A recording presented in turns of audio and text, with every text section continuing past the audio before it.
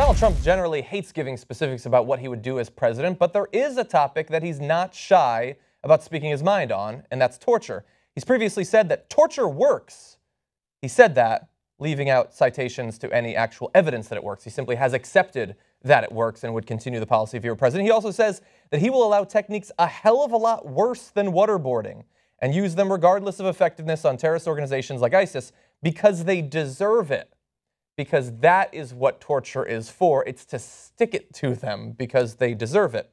Now, those, of course, are insane things to say, to basically say that I will continue, as previous administrations have, to commit war crimes if I were to become president. So he is savvy enough that he knows he needs to backtrack from that. And the media has 100% eaten it up, publishing articles saying Trump reverses on torture, except that he hasn't done anything like that. Here's what he actually said. Mr. Trump said he would use every legal power that I have to stop these terrorist enemies. I do, however, understand that the United States is bound by laws and treaties, and I will not order our military or other officials to violate those laws and will seek their advice on such matters. That may sound like he has reversed himself, but he's done nothing of the sort. First of all, he has previously said that waterboarding is not torture, that techniques like that are just enhanced interrogation. They're not torture. They're not breaking the law. So when he says, I won't break the law, in his mind, that allows you to do these things that internationally have been known to be war crimes for something like 80 years at this point. But he would continue to do it. He also said, by the way, that he would strengthen our torture laws to allow those techniques to be used. So again, it's hard to make the case that he's reversed himself when under his logic, he can still do those things legally, and he would strengthen the laws to let us do even further acts of torture. But this isn't the first time that the media has gone easy on the topic of torture. They let politicians skate by on topics like that, not having to make clear why it is that these sorts of techniques should be used, simply saying that they provide evidence without ever having to, that they provide information, intelligence, without ever having to cite what incidents they've given information on. People are allowed to just buy this 24 notion that at some point there could be a ticking time bomb and we need to torture someone to get information.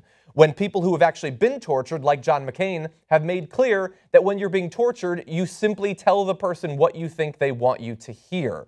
There's no ticking time bomb. It's simply fiction. But that is what he is going to do as president. And by the way, of course, they go easy on even worse topics as well. When Ted Cruz says that he wants to carpet bomb cities filled with innocents, when drone strikes kill wedding parties, it's called collateral damage. The media is inherently complicit in never making Americans come to grips, see what our policies actually do in the real world. But don't worry, ISIS deserves it, so it's totally fine. And because they go easy, a lot of Americans support torture. 53% say that torturing terrorists can be justified. Polling only Republicans, the number is over 70%. And that is because they believe that we live in the world of Jack Bauer.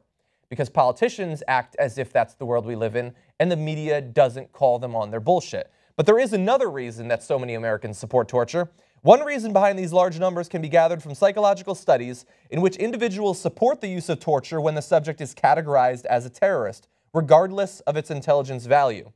So when you take just a person being tortured, and then you change it to a terrorist being tortured, suddenly people think that it is 100% justified. And you can understand why a regular person, busy living their life, can be fooled into believing crazy things about torture. But Donald Trump is not supposed to be a regular person. He's supposed to be a man who thinks that he is ready to be the next president, and he has been fooled by the same juvenile tricks of the media. That is what is incredibly sad. Torture doesn't work. Torture hurts America. Torture hurts American soldiers.